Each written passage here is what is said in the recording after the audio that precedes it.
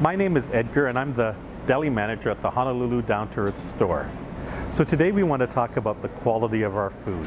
We want to make sure that everything we put out looks fresh and clean, that the appearance of it is very attractive to our customers, that they're excited about what they see, and finally, from the moment we take it from the fridge till we put it in our hot bar, that we've handled the food safely in every single step of the process. The hot bar cook will find everything on the menu in the walk-in labeled with the name of the dish, the date it's prepared, and the initials of who prepared it. Each prepared dish has specific instructions that details how to reheat and serve.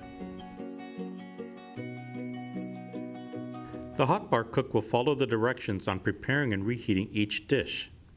Each dish must be reheated to a minimum internal temperature of 165 degrees Fahrenheit.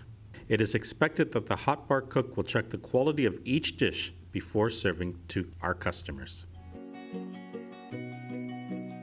The hot bar cook will take the prepared dish that is at the correct temperature and garnish it before placing it in the hot bar.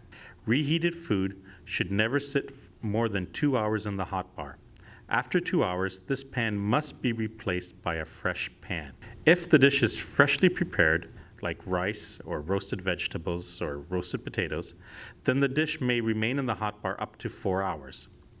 Soups and stews and chilies may be served for 4 hours and must maintain a minimum internal temperature of 165 degrees Fahrenheit. After 4 hours, this pan must be replaced by a fresh pan. When a pan of food needs to be replaced, the hot bar cook will remove the pan and replace it with an empty pan. This prevents the steam from the hot bar continuing to rise and spread under the hot bar sneeze guard, and it protects the customer from possibly being burned from the steam. The hot bar cook will take the pan of food to the hot bar workstation, will add it to the new pan of food, always adding the old to the top of the new. The hot bar cook will then garnish and bring it back out to the hot bar. Utensils must always be changed each time a new dish of food is put in the hot bar. Garnishing requires that the item being used to garnish not get lost in the dish. Each garnish must complement the dish in presentation, color, correct size, and taste.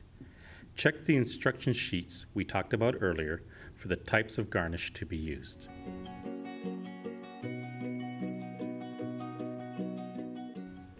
The hot bar cook is expected to have cleaning and sanitation buckets at the workstation.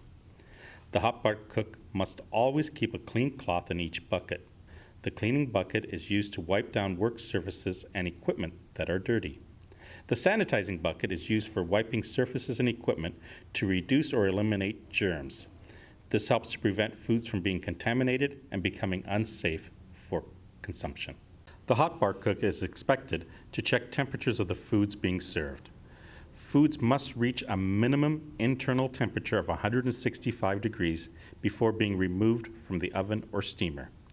When foods have reached this temperature and they are properly cooked, it is okay to put them in the hot bar. While the food is in the hot bar, it is expected that the hot bar cook will continually check the temperature and quality of the food. Internal temperature of the food in the hot bar must not fall below 135 degrees Fahrenheit. It is expected that at a minimum of every 4 hours, the hot bar cook must check the temperatures of 2 items in the hot bar and record the temperatures in the logbook.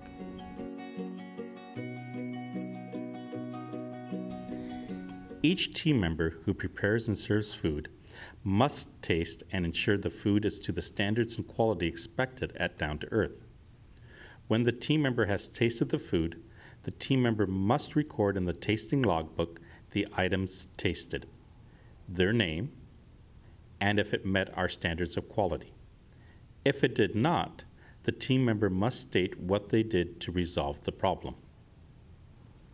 Foods should be tasted when the dish is made by the production cooks, when the hot bar cook reheats the food for service, when the food is more than 2 days old, and when the food has been sitting in the hot bar for an extended period of time.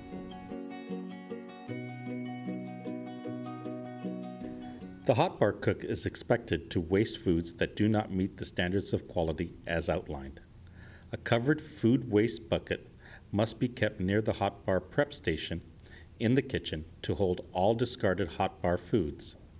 At the end of each shift, this bucket is to be weighed and recorded in the retail waste log.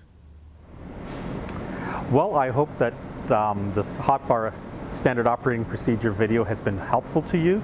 Just remember that if you have any questions, you can contact any of your supervisors or your deli manager. Our ultimate goal always is to make sure that we have excellent customer service.